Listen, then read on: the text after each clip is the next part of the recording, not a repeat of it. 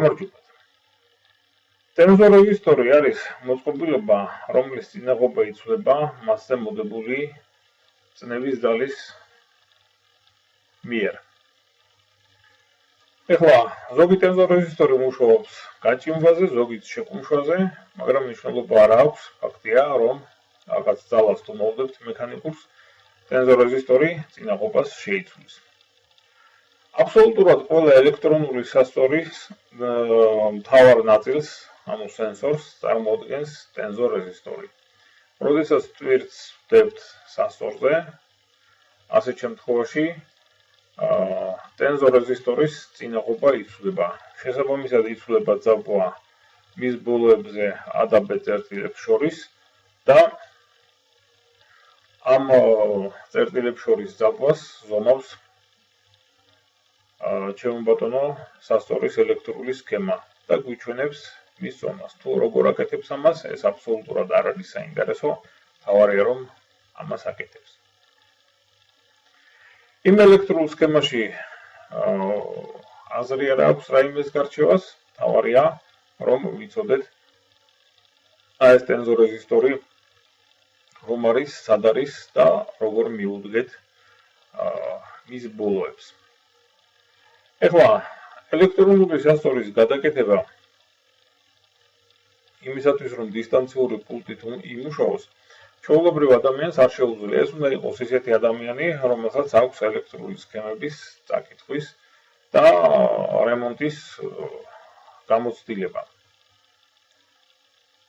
თავისთავად, რაიმე დიდ სირთულეს ეს არ წარმოადგენს. ეხლა ვნახოთ თუ როგორ შეიძლება აი ამ სქემის აი ამ ერთი პატარა ნაწილის გადაკეთება ისე, რომ სასწორმა მოიტყუოს როგორც ერთი, ისე მეორე მიმართულებით, ანუ როგორც წონის გაზრდის, ისე წონის შემცირების მიმართულებით. აი ახლა ხედავთ უმარტივეს ელექტრულ სქემას, თუ როგორ შეიძლება რომ დისტანციური პულტის საშუალებით მოატყუოს გამყიდველმა მყიდველი. R1 წინაღობა SV1 ჩამრთველის საშუალებით ერთვება პარალელურად, ხოლო SV1 არის რელეს კონტაქტები, რომლებიც ჩაირთვება დისტანციურ პულტზე დაჯერით. R1 პარალელურად ირთვება ტენზორეზისტორის და შესაბამისად ის შეამცირებს ტენზორეზისტორის წინაღობას. მეორე რეზისტორი R2 ეს არის მიმდევრობით ჩართული, როდესაც SV2 ჩამრთველი არის ჩართული, ასეთ შემთხვევაში R2 წინაღობა არის გამორთული, იმიტომ რომ ის გადამოკლებული იქნება და ტენზორეზისტორი იმუშავებს ჩვეულებრივად.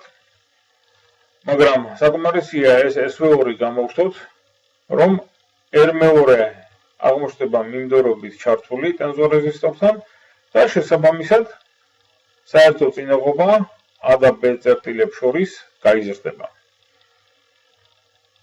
ეხლა რომ ავიღოთ უბრალო პულტი, რომელიცაც 1000-ობით და ალბათ 10000-ობით თბილისელი აღებს და კეტავს შლაგბაუმებს, რომელზედაც არის 4 ღილაკი. თუ ელექტრონშიკმა აი ეს სქემა ჩასვა და მიმღები რელეს ასე ვთქვათ კონტაქტებზე დააკავშირა, ასეთ შემთხვევაში უყურეთ რა მოხდება. ერთი ღილაკით ვთქვათ ხდება SV1-ის ჩართვა და გამორთვა. როდესაც SV1 ჩაირთვება R1 და ტენზორეზისტორის წინაღობა შემცირდება. ეხლა რაც შეეხება SV2-ს. ანუ პირველი ღილაკით ჯერ მოდი ამაზე დავამთავროთ საუბარი. პირველი ღილაკით შეიძლება რომ სასწორმა მოიტყუოს და შემდეგ ისევ აღადგინოს საწყისი ჩვენება. ასევე R2-ზეც SV2-ით შეიძლება ჩავვრთოთ ან გამოვვრთოთ R2. როცა SV2 ჩართულია, R2 გადამოკლებულია, ანუ გამორთულია, და სასტორის ჩვენება იქნება სწორი. მაგრამ საკმარისია ეს მეორე გამოვხდოთ, R2 შეერთება მინდორობით და შენ ხარ ჩემი ბატონი სასტორი ისევ მოიტყუებს. ოღონდ ეხლა საწინააღმდეგო მიმართულებით. აი ამისი გაკეთება ჩვეულებრივი მეორე ჩვეულებრივი იაფასიანი დისტანციური პულტით არის სრულიად შესაძლებელი. დისტანციური პულტი, რომელიც ამ საქმისათვის გამოდგება, თბილისშიც იყიდება TAC კომპონენტებში და სულ რაღაც 28 ლარი ღირს. ეს სწორედ ის პულტია, რომელსაც იყენებენ ხოლმე შლაგბაუმების დაკეტვა კაღებისათვის და 10,000-ობით თბილისელ მძღოლს აქვს ეს. შეიძლება 100,000-ობითაც ამას ვერ გეტყვით. მაგრამ თავად გამზადებული ელექტრული სქემა, თავისი რელეთი და პულტით იყიდება მაღაზიაში. ახლა ეს ელექტრული სქემა რელეს შეიძლება რომ ჩაუსვათ ნებისმიერ სასწორში და ამ რელეს კონტაქტების საშუალებით ვამუშაოთ ის R1 და R2 წინაღობები, რომელიც წინა სქემაზე გაჩვენეთ. ეხლა მე არ ვაპირებ პრაქტიკულად გავაკეთო ეს, იმიტომ რომ არანაირი ამისი ინტერესი არ მაქვს და არც სურვილი და სულაც არ ვაპირებ რომ ყველას ვასწავლო როგორ ხდება ეს დეტალებში, მაგრამ ვიმეორებ ეს რთული არ არის, სადაც ელექტრონშიკმა გააკეთა დისტანციური პულტი შლაგბაუმის გასაღებად და დასაკეტად იქ ამ სასტორის სქემაში ორი წინაღობის ჩართვა გამორთვას მოახერხებს ყოველგვარი სირთულის გარეშე. მაგრამ რომ იცოდეთ, ეს პულტიც და კალიბრებაც უძლურია თუ საკონტროლო სასტორს სწორად გამოიყენებთ. ეხლა კი ვისაუბროთ თუ რა უნდა ვქნათ ასეთი პულტის წინააღმდეგ. არ აქვს მნიშვნელობა პულტით გადააყენა სასტორი გამყიდველმა თუ კალიბრაციის პროცედურით. მე ადრე გითხარით, რომ საკუთარი საკონტროლო საწონი უნდა გქონდეთ თან. სასურველია 500 გრამიანი, უკეთესია 1 კილოგრამიანი. ეხლა უყურეთ რა ხდება. აი აქ საკმაოდ პატიოსნად აწონილი წიწიბურა დევს 5 კილოგრამი და 10 გრამია, 10 გრამი როგორც ჩანს არის ცელოფნის წონა, 5 კილოგრამი მასში ზუსტად ყრია. მაგრამ არ აქვს მნიშვნელობა ეს ახლა სწორად არის აწონილი თუ არასწორად არის აწონილი. როდესაც აწონილი ტვირთი სასწორზე დევს, მას გვერდით უნდა მიუდოთ ჩვენი საკონტროლო გირი. აი, ვიღებ 500 გრამიანს და ვდებ სასწორზე. ზუსტად 500 გრამით გაიზარდა წონა.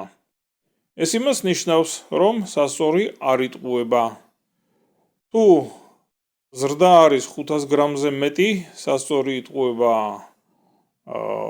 გამყიდველი სასარგებლოდ, თუ ზრდა 500 გრამზე ნაკლები იქნა, ესე იგი სასწორი იტყუება თქვენ სასარგებლოდ უბრალოდ შტერ გამყიდველს არასწორად აქვს დაკალიბრებული თქვენ სასარგებლოდ. ეს არის სულ რაც მინდოდა მეთქვა.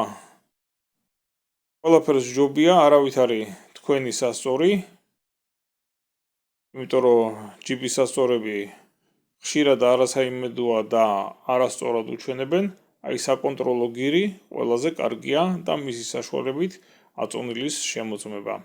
ვიმეორებ, ნებისმიერი პულტი კალიბრება არასწორი გახდება სრულიად უმაქნისი, როდესაც გირს ასეთნაირად გამოიყენებთ. მარტო გირი კი არ უნდა აწონოთ, არამედ უნდა აწონოთ უკვე აწონილ პროდუქტთან ერთად. პროდუქტზე ხომ გითხრეს ვთქვათ 5 კილოგრამიაო. ეხლა მასთან ერთად დავდებთ გირს. თუ 500 გრამით გაიზარდა ზუსტად, ყველაფერი კარგად ყოფილა და გამყიდველს შეიძლება ხელი ჩამოვართოთ და მადლობა უთხრათ პატიოსანი მუშაობისათვის. მაგრამ თუ 500 გრამის მაგვრა დაჩვენა 520, 550 ან 600, ეს უკვე ნიშნავს, რომ გამყიდველი იტყუება. დღეისათვის სულ ეს იყო, ნახვამდის კარგად ბრძანდებოდეთ.